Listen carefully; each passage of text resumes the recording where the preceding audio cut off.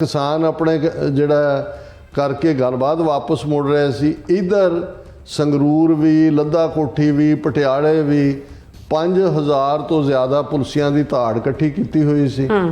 उन्होंने जाके वो सारा चक के वो मारे, सारे लीडर फड़ ले, 200-300 बंदा।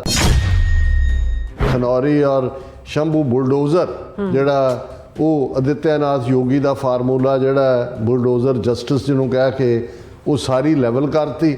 बल्ले बल्ले हो गई कि जी दूजा हुण तुसीं कही जाओ जी खालसा जी साडे नाल धोखा हो गया। पंजाब दे विच भारतीय जनता पार्टी ते आप भावें फ्रेंडली मैच ही लड़ रहे होण, हिंदू वोट बैंक नूं अपने वाल खिंचना चाहुंदे ने।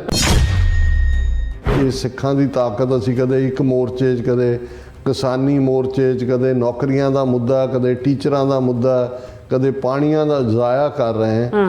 ये 100 हथ रस्सा सिरे ते गंढ खालिस्तान तो बिना सिखां दा कोई मसला हल नहीं होना।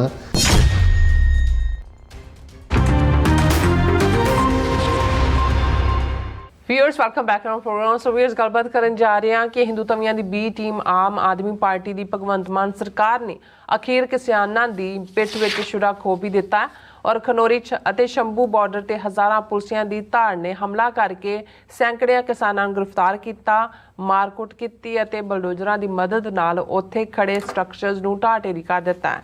ਸੋ ਕਿਸਾਨਾਂ ਸਮੇਤ ਸਭ ਵਰਗਾਂ ਦੇ ਸਿੱਖਾਂ ਨੂੰ ਸਮਝ ਲੈਣਾ ਚਾਹੀਦਾ ਕਿ ਖਾਲਿਸਤਾਨ ਤੋਂ ਬਿਨਾਂ ਪੰਜਾਬ ਦਾ ਕੋਈ ਵੀ ਮਸਲਾ ਹੱਲ ਨਹੀਂ ਹੋਣ ਵਾਲਾ। ਸੋ ਇਸ ਬਾਰੇ ਆਪਾਂ ਗੱਲਬਾਤ ਕਰਨ ਜਾ ਰਹੇ ਹਾਂ। ਸੋ ਅਸੀਂ ਚਾਹਾਂਗੇ ਕਿ ਤੁਸੀਂ ਇਸੇ ਤਰ੍ਹਾਂ ਬਣੇ ਰਹਿਣਾ, ਦੇਖਣ ਸੁਣ ਲਿਆ, ਲਿਖਣ ਲਈ ਤੁਹਾਡਾ ਸਭ ਦਾ ਬਹੁਤ ਬਹੁਤ ਧੰਨਵਾਦ ਜੀ। ਡਾਕਟਰ ਸਾਹਿਬ ਕੀ ਕਹਿਣਾ ਚਾਹੋਗੇ? देखो हुण कुछ कहण नूं मन भी है तो कुछ कहण नूं कुछ क्या कई बार तकलीफ भी हुंदी है, क्योंकि जदों बाबा बुल्ले शाह का एक कलाम मेरे मन दियां नज़रां चों गुजरदा है कि सच बोलिया भांबड़ मचदा है, झूठ बोलां तां कुछ बचदा है, जी दोनों गल्लां तो जकदा है, रह रह के जेबा कहंदी है, मूँह आई बात ना रहिंदी है। हुण गल सच बोलना भांबड़ मचांदा है ते जच जच के जेबा कहंदी है, मूँह आई बात ना रहिंदी है, मूँह चों गल फिर निकलदी है। हुण 399 दिनां तो किसान मोर्चा खनौरी शंभू किन्ने फेज़ डल्लेवाल का 100 दिन तो ज़्यादा का वर्त, किन्नियां ट्रालियां भर के अज इत्थे आ जाओ, उत्थे आ जाओ, फिर डल्लेवाल दे वर्त दे नाल। हालां दीप सिद्धू जदों असीं ये पंजाबी दी वो बोली एक आंदी है कि भाई अज याद आया मैनू वो सज्जन जिहदे मगर उलांबड़ा जगदा है। हुण दोनों ही गल्लां जदों दीप सिद्धू ने वो शंभू मोर्चे च जदों शुरुआत की, जिहड़ा इनफैक्ट एक यूथ दे लई काइंड ऑफ ट्रेनिंग प्लेस सी, जिथे कि एक इंटैलेक्चुअल डिबेट पहली बार पंजाब दी नौज। अदरवाइज अकाली जथेदार 3-3 फुट्टियां कृपानां लैके असीं सरकार नूं दस देना चाहुंदे हैं, दिल्ली दे ताजदारां नूं ਉਹੀ ਰਵਾਇਤੀ ਜਿਹੇ ਅੰਦਾਜ਼ 'ਚ ਜਿਹੜੀ ਸਾਡੀ ਜਨਰੇਸ਼ਨ ਨੂੰ ਚੰਗਾ ਲੱਗਦਾ ਸੀ। ਲੇਕਿਨ ਯੰਗਰ ਜਨਰੇਸ਼ਨ ਜਿਹੜੀ ਸੱਚਮੁੱਚ ਜਾਣਨਾ ਚਾਹੁੰਦੀ ਸੀ ਵੀ ਮਸਲਾ ਕੀ ਹੈ, ਸਾਡੇ ਸਾਹਮਣੇ ਚੈਲੰਜਸ ਕੀ ਨੇ। ਔਰ ਮੈਂ ਸਮਝਦਾ ਵੀ ਇਹ ਜਿਹੜਾ ਡਾਇਲੋਗ ਹੈ ਜਿਸ ਅੰਦਾਜ਼ 'ਚ ਦੀਪ ਸਿੱਧੂ ਨੇ ਸ਼ੰਭੂ ਦੇ ਉਸ ਮੁਕਾਮ 'ਤੇ ਸ਼ੁਰੂ ਕੀਤਾ, ਉਹਨੂੰ ਸਿੰਘੂ ਤੱਕ ਲੈ ਕੇ ਗਿਆ ਔਰ ਫਿਰ ਬਾਅਦ ਦੇ ਵਿੱਚ ਵਾਰਿਸ ਪੰਜਾਬ ਦੇ, ਇਹ ਵੱਖਰੀ ਕਹਾਣੀ ਹੈ ਕਿ ਹਕੂਮਤ ਨੇ ਉਹ ਸਾਰੇ ਨੂੰ ਕਿਵੇਂ ਡਾਈਵਰਟ ਕੀਤਾ। ਲੇਕਿਨ ਜਦੋਂ ਉਹ ਇਹ ਕਹਿੰਦੇ ਸੀ ਕਿ ਵੀ ਇਹ ਜਿਹੜਾ ਤੁਸੀਂ ਇੱਕ ਗੱਲ ਦਾ, ਔਰ ਇਹ ਦਿੱਲੀ ਜਾ ਸ਼ੰਭੂ ਵੀ ਕਿਹਾ, ਸਿੰਘੂ ਵੀ ਕਿਹਾ, ਔਰ ਇਹ ਜਿਹੜਾ ਇੱਕ ਬਜ਼ ਵਰਡ ਸੀ ਕਿ ਗੱਲ ਕੱਲੀ ਫਸਲਾਂ ਦੀ ਨਹੀਂ ਹੈ, ਗੱਲ ਨਸਲਾਂ ਦੀ ਵੀ ਹੈ। ਸੋ ਗੱਲ ਦੀ ਤਾਂ ਸਮਝ ਸੀ ਕਿ 3 ਖੇਤੀ ਕਾਨੂੰਨ ਵਾਪਸ ਵੀ ਹੋ ਜਾਣਗੇ। ਉਹਨਾਂ ਨੇ ਕਿਹਾ ਜੀ ਫਿਰ ਉਹਨਾਂ ਨੇ ਲਾਏ ਨੇ ਵਾਪਸ, ਫਿਰ ਕੀ ਹੋ ਜਾਊਗਾ, ਕੋਈ ਤੁਹਾਡਾ ਮਸਲਾ ਹੱਲ ਨਹੀਂ ਹੋਣਾ। ਸਾਡੇ ਵਾਲੇ ਇਵੇਂ ਸੋਚਦੇ ਨੇ, ਦਿੱਲੀ ਵਾਲੇ ਇਵੇਂ ਸੋਚਦੇ ਨੇ। ਸੋ ਜਿਹੜੀ ਲਾਈਨ, ਜਿਹੜੀ ਫਾਈਟਿੰਗ ਲਾਈਨ ਹੈ, ਡਿਵਾਈਡਿੰਗ ਲਾਈਨ ਹੈ, ਮੈਂਟਲੀ ਜਦੋਂ ਤੱਕ ਤੁਹਾਨੂੰ ਇਹ ਕਲੀਅਰ ਨਹੀਂ ਹੁੰਦੀ ਕਿ ਦੁਸ਼ਮਣ ਕੀ ਹੈ, ਦੁਸ਼ਮਣ ਦੇ ਇਰਾਦੇ ਕੀ ਨੇ, ਔਰ ਦੁਸ਼ਮਣ ਕਿਵੇਂ ਤੁਹਾਡੇ ਹੀਰੋਜ਼ ਨੂੰ ਜ਼ੀਰੋ ਕਰਦਾ ਹੈ, ਤੁਹਾਨੂੰ ਕਨਫਿਊਜ਼ ਕਰਦਾ ਹੈ, ਭੰਬਲ ਭੂਸੇ 'ਚ ਪਾਉਂਦਾ ਹੈ, ਤੁਹਾਨੂੰ ਚੱਕਰਵਿਊਹ 'ਚ ਫਸਾਉਂਦਾ ਹੈ। ਔਰ ਦੀਪ ਸਿੱਧੂ ਦਾ ਉਹ ਜਿਹੜਾ ਟੈਲੈਂਟ ਸੀ ਸੱਚ ਨੂੰ ਸਮਝਣ ਦਾ, ਜਦੋਂ ਬਰਖਾ ਦੱਤ ਵਰਗੀ ਫਿਰਕੂ ਪੰਜਾਬਣ ਹਿੰਦਵਾਣੀ ਨੇ ਉਸ ਨੂੰ, ਉਹਨੇ ਤਾਂ ਸਮਝਿਆ ਕਿ ਵੀ ਇਹ ਸਿਰਗੁੰਮ ਹੈਗਾ। ਉਹ ਜਦੋਂ ਦਿੱਲੀ ਪਹੁੰਚੇ ਵੀ ਇੰਟਰਵਿਊ ਤੇ ਉਹ ਜਦੋਂ ਉਹਨੇ ਭਿੰਡਰਾਂ ਵਾਲਿਆਂ ਨੂੰ ਜਿਹੜਾ ਉਹ ਟੈਰਰਿਜ਼ਮ ਦੇ ਨਾਲ ਜੋੜਨਾ ਚਾਹਿਆ, ਜਿਵੇਂ ਉਹਨੇ ਡਿਫੈਂਡ ਕੀਤਾ, ਉਹਨੇ ਕਿਹਾ ਵੀ ਉਹ ਤਾਂ ਲੋਕਾਂ ਦੇ ਹੱਕਾਂ ਦੀ ਗੱਲ ਕਰਨ ਵਾਲੇ ਸੀ, ਉਹ ਸਿਵਲ ਲਿਬਰਟੀਜ਼ ਦੇ ਲੀਡਰ ਸੀ ਔਰ ਦੂਸਰੇ ਸੀ।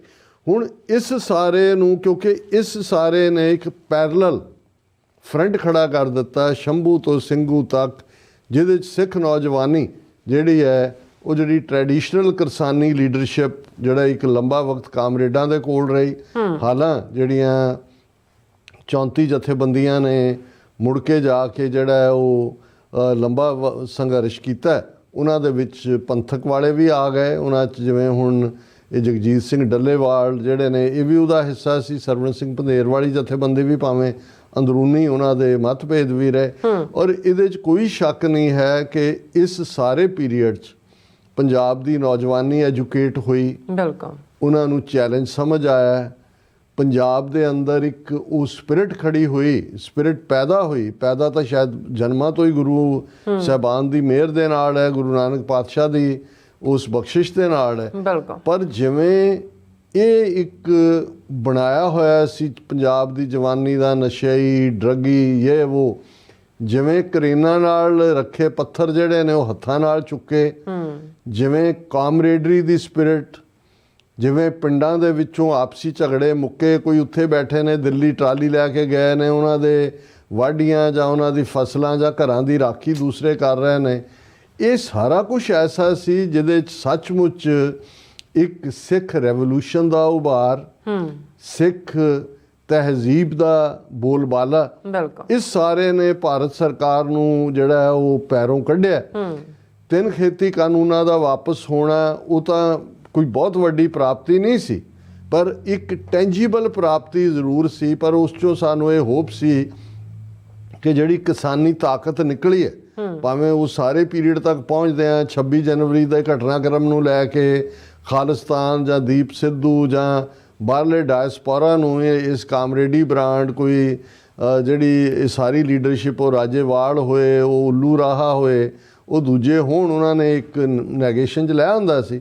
ਪਰ ਸਾਨੂੰ ਇਹ ਸੀ ਕਿ ਵੀ ਘੱਟੋ ਘੱਟ ਇਹ ਟ੍ਰੈਡੀਸ਼ਨਲ ਪਾਰਟੀਆਂ ਐਕਸਪੋਜ਼ ਹੋਈਆਂ ਨੇ। ਉਹਨਾਂ 'ਚ ਕੈਪਟਨ ਅਮਰਿੰਦਰ ਦਾ ਪੀਰੀਅਡ ਵੀ ਲੰਘ ਚੁੱਕਾ ਸੀ, ਉਸ ਦੀ ਸਰਕਾਰ ਦਾ ਵੀ ਡਬਲ ਲਾਈਨ। ਅਕਾਲੀ ਤਾਂ ਬਿਲਕੁਲ ਹੀ, ਕਿਉਂਕਿ ਐਡਵੋਕੇਸੀ ਕਰਦੇ ਰਹੇ, ਬਾਦਲ ਦੀ ਫੋਟੋ ਲਾ ਕੇ ਜੀ 3 ਖੇਤੀ ਕਾਨੂੰਨ ਫਾਇਦੇ 'ਚ ਨੇ, ਔਰ ਬੀਜੇਪੀ ਦੀ ਸਰਕਾਰ ਸੀ, ਔਰ ਇਹਨਾਂ ਨੂੰ ਤਾਂ ਵੈਸੇ ਹੀ ਮੂੰਹ ਨਹੀਂ ਸੀ ਕੋਈ ਲਾਉਂਦਾ, ਔਰ ਪਿੰਡਾਂ 'ਚ ਵੜਨ ਨਹੀਂ ਸੀ ਦਿੰਦੇ। ਹੁਣ ਇਸ ਸਾਰੇ 'ਚੋਂ ਜਿੱਥੇ ਇਹਨਾਂ ਕਿਸਾਨਾਂ ਦੇ ਕੋਲ ਇੱਕ ਓਪਰਚੁਨਿਟੀ ਸੀ ਕਿ ਪੰਜਾਬ ਦੇ ਵਿੱਚ ਭਾਵੇਂ ਆਰਥਿਕ ਮੰਗਾਂ 'ਤੇ ਹੀ ਬੇਸਡ ਸਿਆਸੀ ਧਿਰ ਖੜੀ ਕਰਕੇ ਵਿਦਿਨ ਦਾ ਸਿਸਟਮ ਲੜਨ ਦੀ ਸਮਰੱਥਾ ਪੈਦਾ ਕਰਦੇ, ਇਹ ਤਾਂ ਆਪੋ ਆਪਣੀਆਂ ਅਚਕਨਾਂ ਤੇ ਭੀੜੀ ਉਹ ਚੂੜੀ ਵਾਲੇ ਪਜਾਮੇ ਸਵਾ ਕੇ ਬੈਠੇ ਸੀ ਕਿ ਚੀਫ ਮਿਨਿਸਟਰੀ ਦੀ ਸਹੁੰ ਚੁੱਕਣੀ ਹੈ। ਰਾਜੇਵਾਲ ਨੇ ਵੀ ਦੂਜੇ, ਨਤੀਜਾ ਉਹਨਾਂ ਨੇ ਜਿਹੜਾ ਉਹ ਆਪਣੀਆਂ ਤਾਂ ਜ਼ਮਾਨਤਾਂ ਸਭ ਦੀਆਂ ਜ਼ਬਤ ਹੋਈਆਂ, ਇਹਨੂੰ ਕੇਜਰੀਵਾਲ ਨੂੰ ਆਮ ਆਦਮੀ ਹਿੰਦੂਤਵਾ ਦੀ B ਟੀਮ ਲਿਆ ਕੇ ਇਹਨਾਂ ਦੀ ਹਕੂਮਤ ਖੜੀ ਹੋ ਗਈ। ਹੁਣ ਉਸ ਸਾਰੇ 'ਚੋਂ ਦੂਜੇ ਰਾਜੇਵਾਲ ਤੇ ਦੂਜੇ ਤਾਂ ਉਹ ਸ਼ਰਮ ਦੇ ਮਾਰੇ ਨਿਕਲੇ ਹੀ ਨਹੀਂ ਕਿੰਨੀ ਦੇਰ ਬਾਅਦ, ਪਰ ਇਹ ਘੱਟੋ ਘੱਟ ਡੱਲੇਵਾਲ ਔਰ ਪੰਧੇਰ ਜਿਹੜੇ ਨੇ, ਇਹਨਾਂ ਦੀ ਜਮਾਤ ਨੇ ਵੀ ਮੈਨੂੰ ਲੱਗਦਾ ਵੀ ਕਈ ਵਾਰ ਜਿਵੇਂ ਹੁੰਦਾ to play above the weight, ਜਦੋਂ ਬਾਕਸਿੰਗ ਬਾਊਟ ਹੁੰਦੇ ਨੇ ਜਾਂ ਰੈਸਲਿੰਗ ਦੇ ਬਾਊਟ ਹੁੰਦੇ ਨੇ, ਤਾਂ ਹੁੰਦਾ ਕਿ ਜੀ ਇੰਨੇ ਭਾਰ ਦਾ ਇੰਨੇ ਨਾਲ ਮੁਕਾਬਲਾ। ਜਦੋਂ ਤੁਸੀਂ ਇਹ ਸਮਝੋ ਕਿ ਵੀ ਤੁਹਾਡੇ ਕੋਲ ਹੀ ਸਾਰਾ ਕੁਛ ਔਰ ਤੁਸੀਂ ਅਬਵ ਦਾ ਵੇਟ ਖੇਡਣਾ ਸ਼ੁਰੂ ਕਰਦੇ ਹੋ, ਠੀਕ ਹੈ, ਕਿਉਂਕਿ ਕਿਸਾਨੀ ਮੋਰਚੇ ਦਾ ਜਾਂ ਇੱਕ ਇੰਨਾ ਕੁ ਦਬਦਬਾ ਸੀ, ਉਹ ਚੱਲ ਗਈ ਗੱਲ।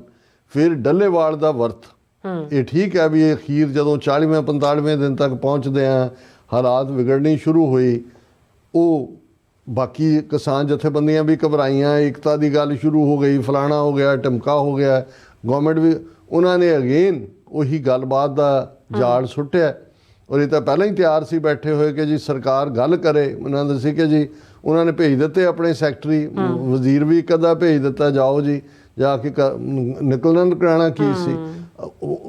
ਅਗਲੇ ਦੌਰ ਦੀ ਗੱਲ ਤੇ ਪਹੁੰਚ ਗਈ। ਹੁਣ ਅਗਲੇ ਦੌਰ ਦਾ ਪਹੁੰਚ ਗਿਆ, ਖਨੌਰੀ, ਦੂਜੇ ਤੀਜੇ ਕਾਲਾਂ ਹੋ ਗਈਆਂ ਕਿ ਜੀ ਇਸ ਦਿਨ ਇਹ ਕਰੋ ਉਹ ਕਰੋ। ਹੁਣ ਜਿਹੜੀ ਉਹ ਗੱਲਬਾਤ ਦੇ ਜਾਲ ਦੇ ਵਿੱਚ ਫਸਾਏ ਹੋਏ ਸੀ ਚੰਡੀਗੜ੍ਹੋਂ, ਉਹ ਗੱਲਬਾਤ ਕਰਕੇ ਇਹਨਾਂ ਦੇ ਉਹ ਡੱਲੇਵਾਲ ਪੰਧੇਰ ਤੇ ਉਹ ਨਿਕਲੇ ਤੇ ਇਧਰ ਹੁਣ ਕਿਉਂਕਿ ਇਹ ਇੱਕ ਪਾਸੇ ਤਾਂ ਇਨ ਕਾਹੂਟ ਕੰਮ ਕਰ ਰਹੇ ਨੇ, ਭਗਵੰਤ ਮਾਨ ਅਮਿਤ ਸ਼ਾਹ ਦੇ ਨਾਲ ਵੀ ਰਲਿਆ ਹੋਇਆ, ਕੇਜਰੀਵਾਲ ਦਿੱਲੀ 'ਚੋਂ ਫਾਰਗ ਹੋਇਆ, ਪੰਜਾਬ ਦੇ ਵਿੱਚ ਉਹ ਆਪਣਾ ਜਿਹੜਾ ਉਹ ਪੈਰ ਜਿਹੜਾ ਆਪਣੇ ਤੌਰ ਦੇ ਉੱਤੇ ਖੁਦ ਲੀਡ ਲੈਣ ਦੇ ਲਈ ਕਰ ਰਿਹਾ ਔਰ ਆਲਰੇਡੀ ਇੱਕ ਜਿਹੜਾ ਇਹਨਾਂ ਦਾ ਆਮ ਆਦਮੀ ਪਾਰਟੀ ਦਾ MLA ਲੁਧਿਆਣਾ ਵੈਸਟ ਤੋਂ ਕਿ ਕਿਹੜੇ ਤੋਂ ਜਿਹਨੇ ਗੋਲੀ ਮਾਰ ਕੇ ਡੈਥ ਹੋਈ, ਜਿਹਨੂੰ ਬਣਾਤਾ ਕਿ ਜੀ ਗਲਤੀ ਨਾਲ ਲੱਗ ਗਈ, ਉਸ ਸੀਟ ਨੂੰ ਇਹ ਆਪਣਾ ਮੇਨਟੇਨ ਵੀ ਰੱਖਣਾ ਚਾਹੋ। ਇਸ ਗੱਲ ਦੀਆਂ ਵੀ ਸੰਭਾਵਨਾਵਾਂ ਨੇ ਕਿ ਕੇਜਰੀਵਾਲ ਖੁਦ ਵੀ ਉਹ ਹਿੰਦੂਤਵੀ ਸੀਟ ਹੈ। ਔਰ ਦੂਸਰੇ ਪਾਸੇ ਜਿੱਥੇ ਅਮਿਤ ਸ਼ਾਹ ਐਂਡ ਕੰਪਨੀ ਇਹ ਦੇਖ ਰਹੀ ਹੈ ਕਿ ਪੰਜਾਬ 'ਚ ਜਿਹੜੀ ਪੋਲਰਾਈਜੇਸ਼ਨ ਹੈ, ਪੇਂਡੂ ਸਿੱਖ ਹੈ, ਜ਼ਿਮੀਂਦਾਰ ਹੈ, ਉਸ ਨੂੰ ਦਲਿਤ ਵਰਗ ਨਾਲੋਂ ਕਿਵੇਂ ਤੋੜਨਾ ਹੈ, ਉਸ ਬਾਰੇ ਅਸੀਂ ਪਿਛਲੀਆਂ ਇਲੈਕਸ਼ਨਾਂ 'ਚ ਵੀ ਦੇਖਿਆ ਇਹਨਾਂ ਨੇ ਉਹੀ ਖੇਡ ਜਿਹੜੀ ਹੈ ਇੱਕ ਡਿਫਰੈਂਟ ਅੰਦਾਜ਼ ਦੇ ਵਿੱਚ ਕੇਜਰੀਵਾਲ ਦੀ ਧਿਰ ਪੰਜਾਬ ਦੇ ਵਿੱਚ ਸ਼ਹਿਰੀ ਹਿੰਦੂ ਔਰ ਪੇਂਡੂ ਸਿੱਖਾਂ ਦੇ ਖਿਲਾਫ ਔਰ ਆਲਰੇਡੀ ਰੌਲਾ ਪਵਾ ਰਹੇ ਸੀ ਜੀ ਖਨੌਰੀ ਔਰ ਸ਼ੰਭੂ 'ਚ ਬੈਠੇ ਨੇ, ਸਾਡੀ ਬਿਜ਼ਨਸ ਇਫੈਕਟ ਹੋ ਰਹੀ ਹੈ, ਇਹਨਾਂ ਦੇ ਧਰਨੇ ਚੁਕਾਓ, ਇਹਨਾਂ ਨੂੰ ਫਲਾਣਾ ਕਰੋ ਢਿਮਕਾ ਕਰੋ। ਪਰ ਭਗਵੰਤ ਮਾਨ ਔਰ ਉਹਨਾਂ ਦੇ ਉਹ ਜਿਹੜੇ ਪਗੜੀਧਾਰੀ ਨਾਲ ਸੰਤਰੀ ਰੱਖੇ ਹੋਏ ਨੇ, ਉਹਦੇ ਕੇਜਰੀਵਾਲ ਦੇ ਮੰਤਰੀ ਨਹੀਂ ਨੇ, ਸੰਤਰੀ ਨੇ, ਕਿਉਂਕਿ ਉਹ ਐਮਰਜੈਂਸੀ ਵੇਲੇ ਵੀ ਕਿਸੇ ਨੇ ਪੁੱਛਿਆ ਸੀ ਕਿ ਜੀ ਕਿੰਨੇ ਮਿਨਿਸਟਰ ਸੀ ਜਾਂ ਦੂਜਾ ਇੰਦਰਾ ਗਾਂਧੀ ਦੀ ਕੈਬਨਿਟ 'ਚ, ਉਹਨੇ ਉਹ ਸ਼ਾਹ ਕਮਿਸ਼ਨ ਸਾਹਮਣੇ ਇੱਕ ਨੇ ਆ ਕੇ ਕਿਹਾ ਕਿ ਮੰਤਰੀ ਤਾਂ ਇੱਕੋ ਹੀ ਸੀ ਜੀ, ਉਹ ਇੰਦਰਾ ਗਾਂਧੀ ਸੀ, ਉਹ ਕਹਿੰਦੇ ਬਾਕੀ ਕਹਿੰਦੇ ਸੰਤਰੀ ਸੀ। ਵੀ ਇਹੀ ਹਾਲ ਅੱਜ ਹੈ, ਮੰਤਰੀ ਤਾਂ ਕੇਜਰੀਵਾਲ ਹੀ ਹੈ। ਇਹ ਸਾਰੇ ਸਣੇ ਇਸ ਭਗਵੰਤ ਮਾਨ ਦੇ ਔਰ ਬਾਕੀ ਸਾਰੇ ਉਹ ਸੰਤਰੀ ਨੇ। ਸੋ ਉਹਨਾਂ ਨੇ ਕਿਵੇਂ ਇਸ ਵੇਲੇ ਇੱਕ ਜਿਹੜੀ ਦੌੜ ਲੱਗੀ ਹੋਈ ਹੈ ਇਹ ਤੇ B ਟੀਮਾਂ ਦੀ ਕਿਤੇ ਰਲ ਜਾਂਦੇ ਨੇ, ਸਿੱਖਾਂ ਨੂੰ ਮਾਰਨ ਲਈ ਤਾਂ ਇਕੱਠੇ ਨੇ, ਭਾਵੇਂ ਦਿੱਲੀ ਦੇ ਵਿੱਚ ਉਹਨਾਂ ਦੇ ਇੰਟਰਸਟ ਕਲੈਸ਼ ਵੀ ਹੋਏ। ਹੁਣ ਉਸ ਸਾਰੇ ਦੇ ਚੱਲਦੇ ਆ ਇੰਨਾ ਵੱਡਾ ਧੋਖਾ, ਕਿਉਂਕਿ ਹੁਣ ਉਹ ਧੋਖਾ ਲਫ਼ਜ਼ ਜਾਂ ਬੈਕ ਸਟੈਬਿੰਗ ਜਿਹੜਾ ਤੁਸੀਂ ਕਿਹਾ ਪਿੱਠ 'ਚ ਛੁਰਾ ਘੋਪਣਾ, ਇਹ ਕਾਂਗਰਸ ਵਾਲੇ ਵੀ ਇਸਤੇਮਾਲ ਕਰ ਰਹੇ ਨੇ। ਉਹ ਜਿਹੜਾ ਬੁੱਚੜ ਬੇਅੰਤੇ ਦਾ ਪੋਤਾ ਬੈਠਾ ਦਿੱਲੀ ਜਾ ਕੇ, ਜਿਹਨੂੰ ਅਮਿਤ ਸ਼ਾਹ ਨੇ ਜਿਹੜਾ ਉਹ ਨਵਾ ਧਵਾ ਕੇ ਬਿਠਾਇਆ ਵੀ ਪੰਜਾਬ 'ਚ ਸਿੱਖਾਂ ਦੀ ਅਗਲੀ ਨਸਲ ਕੁਸ਼ੀ, ਜੇ BJP ਦੀ ਸਰਕਾਰ ਬਣਾਉਣ ਵਾਲੀ ਲਾਈਨ ਕਰਨੀ ਹੈ ਤਾਂ ਉਹਨੂੰ ਭੇਜਣਾ ਹੈ। ਉਹ ਵੀ ਕਹਿ ਰਿਹਾ ਦੇਖੋ ਜੀ ਭਗਵੰਤ ਮਾਨ ਨੇ ਇਹ ਕਰਤਾ, ਅਸੀਂ ਤਾਂ ਗੱਲ ਕਰ ਰਹੇ ਸੀ ਕਿਸਾਨਾਂ ਨਾਲ, ਅਸੀਂ ਫਲਾਣਾ।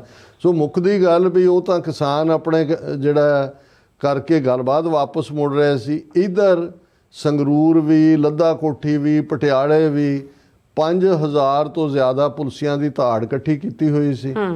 ਉਹਨਾਂ ਨੇ ਜਾ ਕੇ ਉਹ ਸਾਰਾ ਚੱਕ ਕੇ ਉਹ ਮਾਰੇ, ਸਾਰੇ ਲੀਡਰ ਫੜ ਲਏ, 200-300 ਬੰਦਾ, ਬਾਕੀਆਂ ਦੀ ਮਾਰਕੁੱਟ, ਕਿਸੇ ਦੀ ਪੱਗ ਲਾਈ, ਕਿਸੇ ਦੀ ਖਨੌਰੀ ਔਰ ਸ਼ੰਭੂ ਬੁਲਡੋਜ਼ਰ ਜਿਹੜਾ ਉਹ ਆਦਿੱਤਿਆਨਾਥ ਯੋਗੀ ਦਾ ਫਾਰਮੂਲਾ ਜਿਹੜਾ ਬੁਲਡੋਜ਼ਰ ਜਸਟਿਸ ਜਿਹਨੂੰ ਕਹਿ ਕੇ ਉਹ ਸਾਰੀ ਲੈਵਲ ਕਰਤੀ, ਬੱਲੇ ਬੱਲੇ ਹੋ ਗਈ ਕਿ ਜੀ ਦੂਜਾ ਹੁਣ ਤੁਸੀਂ ਕਹੀ ਜਾਓ ਜੀ ਖਾਲਸਾ ਜੀ ਸਾਡੇ ਨਾਲ ਧੋਖਾ ਹੋ ਗਿਆ ਤੇ ਜਕਾਰੇ ਛੱਡੀ ਜਾਓ। ਇਹੀ ਪਾਰਟ ਨੂੰ ਰੇਸ ਦੇ ਉੱਤੇ ਗੁਰਪ੍ਰੀਤ ਸਿੰਘ ਸਹੋਤਾ ਜਿਹੜੇ ਮੰਜੇ ਹੋਏ ਜਰਨਲਿਸਟ ਨੇ, ਉਹਨਾਂ ਦਾ ਜਿਹੜਾ 4-5 ਨੁਕਤਿਆਂ ਦੇ ਉੱਤੇ ਉਹਨਾਂ ਨੇ ਗੱਲ ਕੀਤੀ। ਮੈਨੂੰ ਲੱਗਦਾ ਹੈ ਕਿ ਵੀ ਇਹ ਜਿਸਟ ਹੈ ਜਿਹੜਾ ਇਹਨਾਂ ਦਾ ਸਾਰਾ ਇਸ ਦੇ ਨਾਲ ਜੁੜਿਆ ਹੋਇਆ। ਉਹਨਾਂ ਨੇ ਕਿਹਾ ਵੀ ਇਹ ਜਿਹੜੀ ਸਿੱਖ ਵੋਟ ਸ਼ਕਤੀ ਹੈ ਪੰਜਾਬ 'ਚ ਵੰਡੀ ਹੋਈ ਹੈ ਔਰ ਪੰਜਾਬ ਦੇ ਵਿੱਚ ਭਾਰਤੀ ਜਨਤਾ ਪਾਰਟੀ ਤੇ ਆਪ ਭਾਵੇਂ ਫਰੈਂਡਲੀ ਮੈਚ ਹੀ ਲੜ ਰਹੇ ਹੋਣ, ਹਿੰਦੂ ਵੋਟ ਬੈਂਕ ਨੂੰ ਆਪਣੇ ਵੱਲ ਖਿੱਚਣਾ ਚਾਹੁੰਦੇ ਨੇ। ਔਰ ਪਿਛਲੇ ਦਿਨਾਂ 'ਚ ਕੇਜਰੀਵਾਲ ਜਿਹੜੀ ਪੱਕੀ ਐਂਟੀ ਸਿੱਖ ਲక్ష్ਮੀਕਾਂਤ ਚਾਵਲਾ ਜਿਹੜੇ ਸਿੱਖ ਕਿਲਰ ਐਨਕਾਊਂਟਰ ਬਣਾਉਣ ਵਾਲਿਆਂ ਨੂੰ ਰੱਖੜੀ ਬੰਨਣ ਵਾਲੀ ਪਿੰਡਾਂ ਵਾਲਿਆਂ ਦੇ ਖਿਲਾਫ 6 ਜੂਨ ਨੂੰ ਜਿਹੜੀ ਹੈ ਉਹ ਉਸ ਕਿਸਮ ਦੀ ਜਿਹੜੀ ਹੈ ਉਹ ਦੀਪਮਾਲਾ ਕਰਨ ਵਾਲੀ, ਉਹਨੂੰ ਜਾ ਕੇ ਕੇਜਰੀਵਾਲ ਚੁੱਪ ਕਰਕੇ ਉਹਦੇ ਘਰ 'ਚ ਮਿਲਿਆ ਔਰ ਇਹ ਉਹਨਾਂ ਨੇ ਮੈਸੇਜ ਦਿੱਤਾ। ਹੁਣ ਬੁਲਡੋਜ਼ਰ ਵੀ ਜਿਵੇਂ UP ਵਾਂਗ ਪੰਜਾਬ 'ਚ ਲਿਆ ਕੇ ਸ਼ੁਰੂ ਕਰ ਦਿੱਤਾ ਹੈ, ਝੂਠੇ ਪੁਲਿਸ ਮੁਕਾਬਲਿਆਂ ਦਾ ਸਿਲਸਿਲਾ ਵੀ ਚੱਲ ਰਿਹਾ ਹੈ ਔਰ ਜੋ ਕੁਛ ਹਿਮਾਚਲ ਦੇ ਵਿੱਚ ਸੰਗੀਆਂ ਨੇ ਕੀਤਾ ਸਿੱਖਾਂ ਦੇ ਝੰਡੇ ਨਾਲ ਸੰਤਾਂ ਦੀਆਂ ਤਸਵੀਰਾਂ ਉਤਾਰਨ ਮਗਰੋਂ, ਇਹ ਵੀ ਜਿਹੜਾ 2027 ਤੋਂ ਪਹਿਲਾਂ ਹਿੰਦੂ ਸਿੱਖ ਪਾੜਾ ਵਧਾਉਣ ਦੀ ਗੱਲ ਹੈ ਔਰ ਪੰਜਾਬ 'ਚ ਸਿੱਖ ਦਲਿਤ ਟਕਰਾਅ, ਇਹ ਦੋਨੋਂ ਹੀ ਆਪਣੇ ਏਜੰਡੇ ਤੇ ਇਹ ਵੀ ਇਹਨਾਂ ਦੇ ਏਜੰਡੇ 'ਚ ਹੈ, BJP ਦੇ ਵੀ ਔਰ ਆਮ ਆਦਮੀ ਪਾਰਟੀ ਦੇ ਵੀ। ਔਰ ਕਿਉਂਕਿ ਹੁਣ ਉਹ ਇਹ ਸਮਝਦੇ ਨੇ ਵੀ ਸਿੱਖ ਤਰ੍ਹਾਂ ਅਸੀਂ ਲਾਂਭੇ ਕਰ ਦਿੱਤੀਆਂ ਨੇ, ਭਾਜਪਾ ਤੇ ਆਪ ਦਾ ਹੀ ਮੁਕਾਬਲਾ ਹੈ ਹਿੰਦੂ ਤੇ ਦਲਿਤ ਕਰਨ ਵਾਲੇ। ਔਰ ਜਿਹੜੀ ਅਖੀਰ 'ਚ ਗੱਲ ਕਹੀ ਗੁਰਪ੍ਰੀਤ ਸਿੰਘ ਸਹੋਤਾ ਨੇ, ਦੇਖੋ ਪੰਜਾਬ ਵਿੱਚ ਸਭ ਤੋਂ ਵੱਡੀ ਵੋਟ ਵਾਲੀ ਧਿਰ ਸਿੱਖ ਕਦੋਂ ਗਫਲਤ ਦੀ ਨੀਂਦੋਂ ਜਾਗਦੇ ਨੇ। ਹੁਣ ਇਹ ਹੈ ਕਿ ਬਈ ਹੁਣ ਇਹ ਵੀ ਨਹੀਂ ਕਹਿਣ ਨੂੰ ਜੀ ਨਹੀਂ ਕਰਦਾ ਕਿ ਬਈ ਤੇਰਾ ਲੁੱਟਿਆ ਹੀ ਸ਼ਹਿਰ ਭੰਬੋਰ ਸੱਸੀਏ ਬੇਖਬਰੇ ਵੀ ਸਿੱਖਾਂ ਨੂੰ ਹੁਣ ਇਹ ਕਹੀ ਜਾਈਏ ਵੀ ਤੁਹਾਡਾ ਪੰਜਾਬ ਲੁੱਟਿਆ ਕੁੱਟਿਆ ਪੁੱਟਿਆ ਜਾ ਰਿਹਾ ਹੈ ਔਰ ਇਸ ਸਭ ਦੇ ਬਾਵਜੂਦ ਤੁਸੀਂ ਕਿਹੜੇ ਕੰਮਾਂ 'ਚ ਲੱਗੇ ਹੋਏ ਹੋ। ਲੇਕਿਨ ਜਿਵੇਂ ਇਹ ਗੱਲ ਸਮਝ ਲੈਣੀ ਚਾਹੀਦੀ ਹੈ, ਇਹ ਸਿੱਖਾਂ ਦੀ ਤਾਕਤ ਅਸੀਂ ਕਦੇ ਇੱਕ ਮੋਰਚੇ 'ਚ, ਕਦੇ ਕਿਸਾਨੀ ਮੋਰਚੇ 'ਚ, ਕਦੇ ਨੌਕਰੀਆਂ ਦਾ ਮੁੱਦਾ, ਕਦੇ ਟੀਚਰਾਂ ਦਾ ਮੁੱਦਾ, ਕਦੇ ਪਾਣੀਆਂ ਦਾ ਜ਼ਾਇਆ ਕਰ ਰਹੇ ਹਾਂ। ਇਹ 100 ਹੱਥ ਰੱਸਾ ਸਿਰੇ ਤੇ ਗੰਢ, ਖਾਲਿਸਤਾਨ ਤੋਂ ਬਿਨਾਂ ਸਿੱਖਾਂ ਦਾ ਕੋਈ ਮਸਲਾ ਹੱਲ ਨਹੀਂ ਹੋਣਾ। ਕਿਸਾਨੀ 90% ਤੋਂ ਜ਼ਿਆਦਾ ਸਿੱਖ ਨੇ, ਕਿਰਤੀ ਨੇ, ਮਿਹਨਤੀ ਨੇ। ਕਿੰਨੀਆਂ 700-800 ਜਿਹੜੇ ਸ਼ਹੀਦ ਉਸ ਸਿੰਘੂ ਬਾਰਡਰ ਤੇ ਟਿਕਰੀ ਬਾਰਡਰ ਦੇ ਉੱਤੇ ਹੋਏ। ਇੱਥੇ ਕੀ ਹੋਇਆ, ਕਿਵੇਂ ਹਰਿਆਣੇ ਦੀ ਪੁਲਿਸ ਨੇ ਜਿਹੜਾ ਉਹ ਅੰਦਰ ਵੜ ਕੇ ਪੰਜਾਬ ਦੇ ਕੁੱਟਿਆ। ਇਹਨਾਂ ਦੀ ਤਾਂ ਇਹ ਹਿੰਮਤ ਨਹੀਂ ਹੈ ਪੰਜਾਬ ਦੀ ਕਿ ਉਹਨਾਂ ਨੇ ਕੋਈ ਉਹਨਾਂ ਦੇ ਖਿਲਾਫ ਕੇਸ ਰਜਿਸਟਰ ਕੀਤਾ ਹੋਏ। ਕਿਤੇ ਬੇਅਦਬੀਆਂ ਦੇ ਹਵਾਲੇ ਨਾਲ ਧਾਰਮਿਕ ਪਲੇਟਫਾਰਮ ਤੋਂ ਜਿਹੜੇ ਸਿੱਖਾਂ ਨੂੰ ਜ਼ਲੀਲ ਕੀਤਾ ਜਾ ਰਿਹਾ। ਔਰ ਇਸ ਸਭ ਦੇ ਚਲਦਿਆਂ ਜੇ ਅਜੇ ਵੀ ਇਹ ਗੱਲ ਪੰਜਾਬ ਦੀ ਜਵਾਨੀ ਨੂੰ, ਪੰਜਾਬ ਦੇ ਸਿੱਖਾਂ ਨੂੰ, ਪੰਜਾਬ ਦੀਆਂ ਸਾਰੀਆਂ ਧਿਰਾਂ ਹੀ ਜਿਹੜੀਆਂ ਪੰਜਾਬ ਪ੍ਰਸਤ ਨੇ, ਭਾਵੇਂ ਉਹ ਪੰਜਾਬੀ ਹਿੰਦੂ ਵੀ ਹੋਣ, ਜੇ ਉਹ ਸਮਝਦੇ ਨੇ ਕਿ ਉਹਨਾਂ ਨੇ ਖੁਸ਼ਹਾਲ ਰਹਿਣਾ ਤੇ ਫਿਰ ਇਹ ਗੱਲ ਸਮਝ ਲੈਣੀ ਚਾਹੀਦੀ ਹੈ ਕਿ ਖਾਲਿਸਤਾਨ ਤੋਂ ਬਿਨਾਂ ਸਿੱਖਾਂ ਦਾ ਕੋਈ ਮਸਲਾ ਹੱਲ ਨਹੀਂ ਹੋਣਾ। ਜੀ ਰਾਜ ਸਾਹਿਬ ਤੁਸੀਂ ਸਹੀ ਕਿਹਾ। ਸੋ ਤੇ ਲੈਣੇ ਬ੍ਰੇਕ। ਵਿਊਅਰਸ ਤੁਸੀਂ ਇਸੇ ਤਰ੍ਹਾਂ ਬਣੇ ਰਹਿਣਾ। ਮਿਲਦੇ ਹਾਂ ਛੋਟੇ ਵਕਫੇ ਤੋਂ ਬਾਅਦ।